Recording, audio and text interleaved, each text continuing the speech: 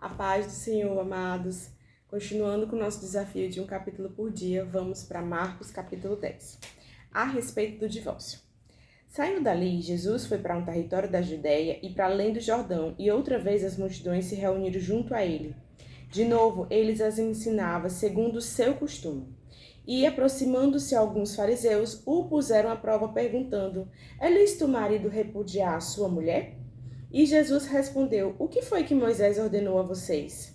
Eles disseram: Moisés permitiu a escrever uma carta de divórcio e repudiar. Mas Jesus lhe disse: foi por causa da dureza do coração de vocês que Moisés deixou escrito esse mandamento.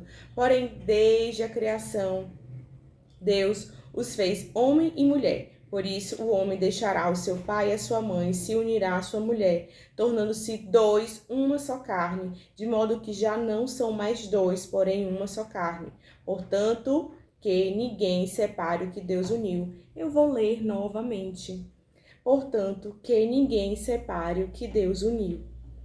Em casa, os discípulos voltaram a fazer perguntas sobre o assunto e Jesus lhe disse: quem repudiar a sua mulher e casar com outra comete adultério contra aquela. E se aquela repudiar o seu marido e casar com outro, comete adultério. Eu vou ler novamente.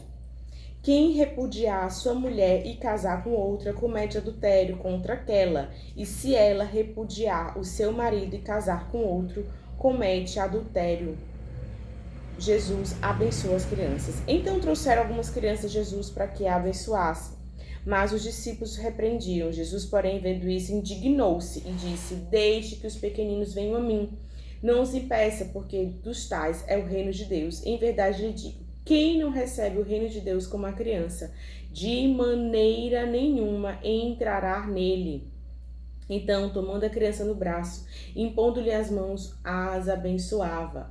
O jovem rico, pondo-se Jesus a caminho, um homem correu ao seu encontro, ajoelhando-se diante dele, perguntou: bom mestre, que farei para herdar a vida eterna? Jesus respondeu: por que você me chama de bom? Ninguém é bom, a não ser que seja Deus. Você conhece os mandamentos? Não mate, não cometa adultério, não furte, não fale falso testemunho, não defraude ninguém, honre o seu pai e a sua mãe. Então o homem respondeu: mestre, tudo isso tenho observado desde a minha juventude. E Jesus, olhando para ele com amor, disse: só uma coisa falta a você. Vá, venda tudo que tem, dê o dinheiro aos pobres e você terá um tesouro no céu. Depois venha e siga-me. Ele, porém, contrariado com a palavra, retirou-se triste, porque era dono de muitas propriedades.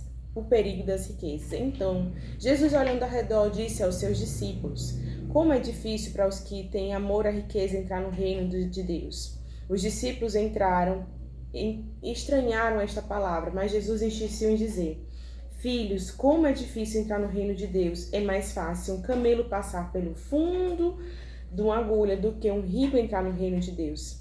Eles ficaram muito admirados, dizendo entre si: sendo assim, quem pode ser salvo? Jesus, olhando para ele, disse: para o ser humano é impossível, contudo para Deus tudo é possível. Então Pedro começou a dizer: eis que nós deixamos tudo e seguimos o Senhor. Jesus respondeu: em verdade lhe digo que não há ninguém que tenha deixado casa, irmão, mãe, pai, filhos, os campos, não tem marido, tá? Aí. Por minha causa, o evangelho, que não receberá já no presente 100 vezes mais casas, irmãos, irmãs, mães, filhos, campos, com perseguições. E no mundo, por vir, receberá a vida eterna. Porém, muitos primeiros serão últimos, e os últimos serão primeiros. Jesus ainda outra vez prediz a morte e a ressurreição. Estando a caminho, subindo para Jerusalém, Jesus ia diante dos seus discípulos. Estes se admiravam e o seguiram, tomados de apreensões.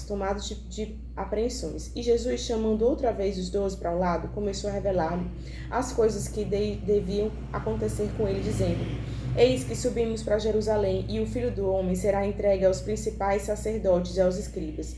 Eles vão condená-los à morte e entregá-lo aos gentios. Vão zombar dele, cuspir nele, açoitá-lo, matá-lo, mas depois do terceiro dia ressuscitará.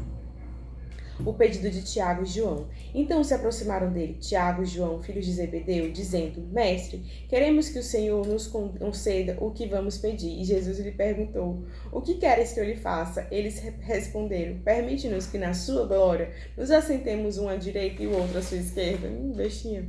Mas Jesus lhe disse: Vocês não sabem o que estão pedindo. Será que podem beber o cálice que eu bebo? Ou receber o batismo que sou batizado? Eles responderam: Podemos. Então Jesus lhe disse: Vocês beberão o cálice que eu bebo e receberão o batismo com que eu sou batizado. Quando assentar à minha direita ou à minha esquerda, não compete a mim concedê-lo, pois é para aqueles quem está preparado. Quando os outros 10 discípulos ouviram isso, começaram a ficar indignados com Tiago e João. Mas Jesus, chamando todos para junto de si, disseram: Vocês sabem os que são considerados governadores do povo, os dominam, com seus maiorais exercem autoridade sobre eles, mas entre vocês não é assim. Pelo contrário, quem quiser tornar-se grande entre vocês, que se coloque a serviço dos outros. E quem quiser ser o primeiro, que se torne servo de todos. Pois o próprio Filho do Homem não veio para ser servido, mas para servir e dar a vida em resgate de muito. A cura do cego de Jericó. E foram para Jericó. Quando Jesus saía de Jericó, juntaram-se com os discípulos uma numerosa multidão. Bartimeu, o cego mendigo, filho de Timeu, estava sentado à beira do caminho. Ouvindo que era Jesus, o Nazareno começou a gritar: Jesus, filho de Davi, tenha compaixão de mim. E muitos o repreendiam para que se calasse, mas ele gritava cada vez mais: Filho de Davi, tenha compaixão de mim. Jesus parou e disse: Chamem o cego. Chamaram, então o cego disse-lhe: Coragem, levante-se, porque ele está chamando você. Atirando a capa para o lado, o cego levantou-se de salto e foi até onde estava Jesus, que ele perguntou: O que você quer que eu lhe faça? O cego respondeu: Mestre, eu posso ver de novo. Então Jesus lhe disse: Vá, a sua fé salvou você. E imediatamente passou a ver e foi seguir Jesus estrada fora. Eu quero profetizar sobre a sua vida, que toda cegueira espiritual sobre você, sobre a sua casa, sobre a sua família, possa ter um fim hoje. Que Jesus, filho de Davi, tenha compaixão de você. Eu profetizo sobre você. Que haja um período que Jesus seja o centro, que não seja mais a sua própria vontade. Que você deixe as vozes que estão ao seu redor dizendo que não tem mais vez. Mas que você escute quando diz assim: coragem, levante-se, porque Ele está chamando você. Que hoje seja o dia realmente do seu milagre. E que o Senhor possa ouvir o seu clamor, porque Ele já ouviu desde o primeiro dia, como Ele falou para Daniel, mas persista, como Bartimeu, que está ali sempre dizendo, você continue dizendo: Jesus, filho de Davi, tenha compaixão de mim. E Ele tem compaixão, Ele vai continuar ouvindo o seu clamor e vai sim abrir os seus olhos. Joga a capa fora. Amém?